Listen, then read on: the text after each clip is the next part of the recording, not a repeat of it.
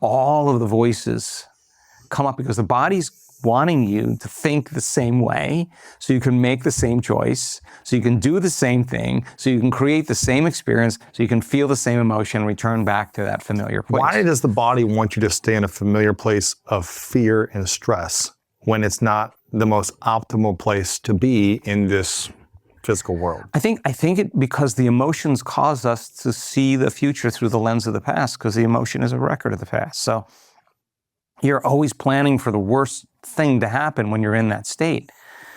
So the body has been conditioned to be the mind, the servant is the master, and the programs like, how do you open a doorknob? Well, you may not consciously remember, but you'd go, oh, you do it this way. Well, your body knows how to do it better than your conscious mind. That's 95% of who we are is those automatic behaviors, emotional responses. So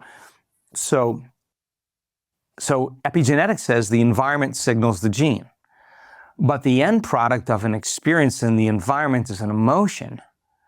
So the body's so objective that when it's living in an emotional state, it's believing it's living the same past experience 24 hours a day. So not knowing it consciously, the person, when they surrendered the emotion, they overcame the emotion, they no longer signal the same genes in the same way. If they're no longer behaving the same way, there's behavior-dependent genes that are no longer a signal. There are experience-dependent genes. If you stop having the same experiences, you'll stop signaling those same genes. And genes make proteins.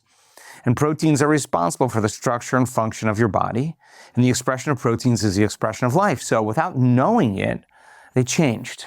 They became so conscious of their unconscious thoughts, behaviors, and emotions that they wouldn't go unconscious to them in their waking day. They knew that old self had to be retired. And how many times do we have to forget until we stop forgetting and start remembering? Really, that's the moment of change, right? So they went through that dark night of change and making a different choice and stepping into the unknown.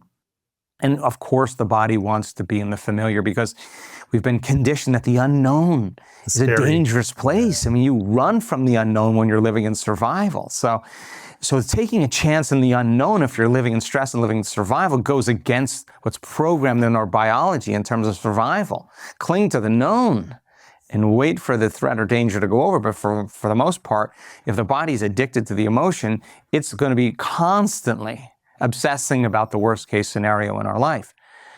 So breaking the addiction, the body goes through cravings, and they went through those periods where they had a neurological, a biological, a chemical, a hormonal, and genetic death of the old self. They were no longer thinking the same thoughts that made the same chemicals that created the same feelings that signaled the same genes. They were no longer firing and wiring the same circuits. And so there was dissonance going on in the brain as the brain was breaking apart its circuitry and loosening up its connections. That dissonance is the body moving out of the known. It's a unpredictable order, right? It's novelty. So the body genetically and hormonally and chemically and neurologically is going through this kind of chaotic process. But one of the other things they did really well, which was the third thing, is they said, I got to reinvent myself. Like I can't be that same person. If I were to live my life, how would I think? How would I act if I had a new life with my ex, with my coworkers, with my kids, with my spouse? How would I behave differently if I'm not going to behave this way? Because this way is making me feel really bad and really unhappy. And no one's going to make me happy but me, okay? So how am I going to be and behave in my life? And then really the greatest part of it all was that they started thinking about, how do I want to feel? Like, I don't want to feel resentment and impatience and frustration any longer. I want to feel gratitude. I want to feel joy. I want to feel inspired. I want to be in love. These are the feelings I want to create. Can I teach my body emotionally what that future life looks like before it happens?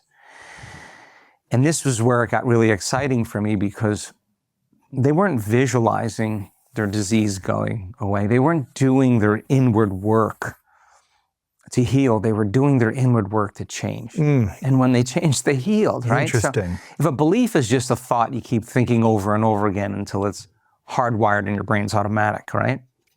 So their belief is that they can't heal. could I install a new belief, and can I keep remembering that belief and keep firing and wiring it? If I keep firing and wiring it, I'm going to install the hardware.